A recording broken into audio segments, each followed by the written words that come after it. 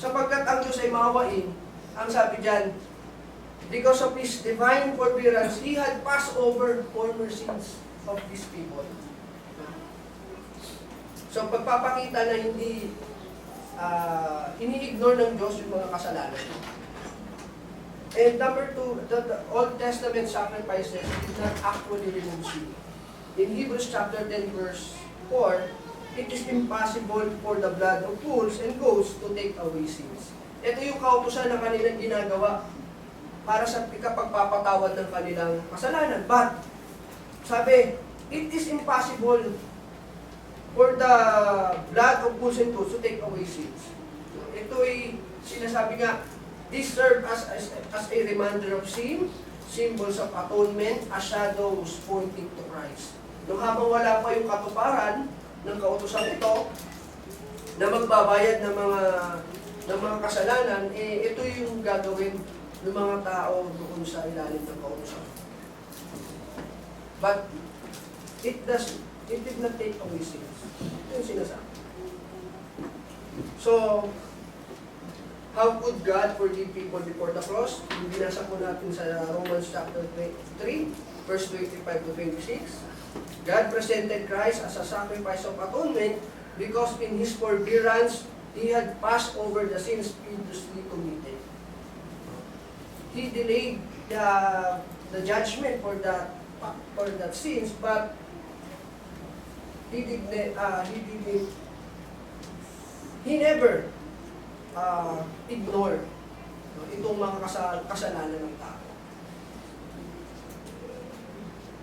And in Hebrews chapter 9, basahin ko lang po sa Tagalog, chapter 9 verse 15. So sabi dito, at dahil dito siya ang tagapamagitan ng isang bagong tipan, upang sa pamamagitan ng isang kamatayan na ukol sa ikatutubos ng mga pagsalangsang na nasa ilalim ng unang tipan, ang mga tinawag ay magsitanggap ng pangako na manang walang hanggan. So, the death of Christ covers the sin of those people who live under the old covenant. He has died for a ransom to set them free from the sins committed under the first covenant. At nabasa po natin doon, no? Sabi doon, ukol sa ikatutubos ng mga pagsalangsang na nasa ilalim ng unang tipan, ang mga tinawag, o yung iglesia, no? Tayo po, mga tinawag, the call-out body, ay magsitanggap ng pangako na manang walang hanggan. So ito po yung cover ng kamatayan ng ating Panginoon.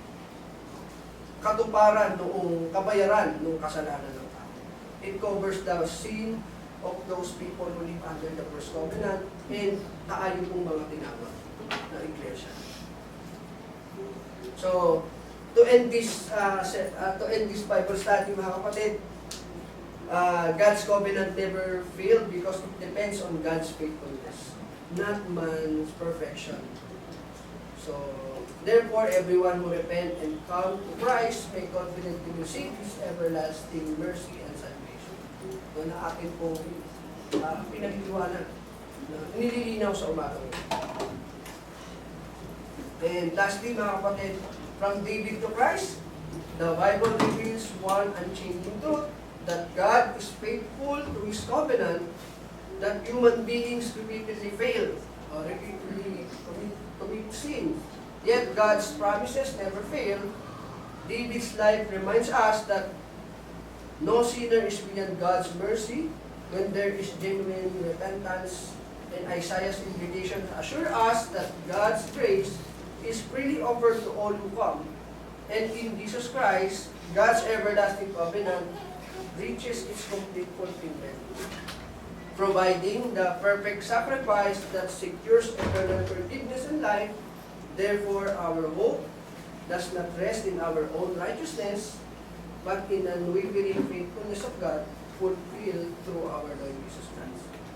Yun lamang po, mga kapatid. Salamat po sa inyong matyagang pakikinig, at sana po ay meron po akong ibahaging kalaman at na makatulong sa ating pananampalataya, magpalakas ng ating pananampalataya sa Diyos, pag-ibig sa Kanya, at maintindihan natin na ang Diyos ay may pag-ibig at kaawaan sa atin. Maraming salamat po.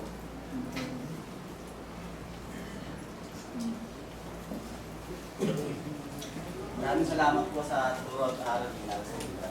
Bago lang tayo sumako sa sermon. Ay, sumawi. 247. 247.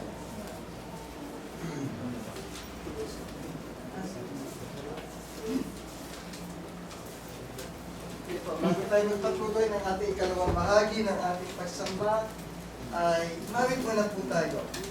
At para tayo naman ay galaw-galaw ka. Okay, let's all sing page 227.